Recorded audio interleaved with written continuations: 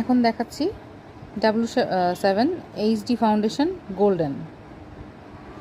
এইটা হচ্ছে ক্রিম ব্রুলে থেকে এক শেড ডার্ক।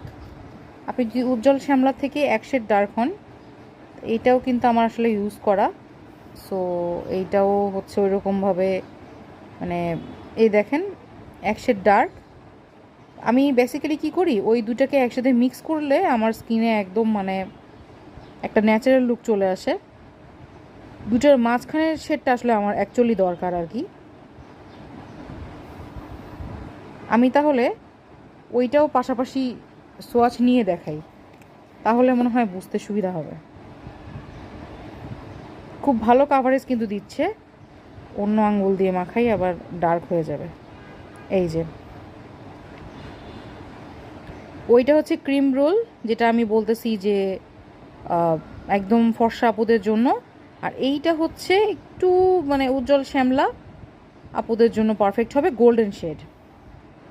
দুটো শেড পাশাপাশি দেখিয়ে দিলাম।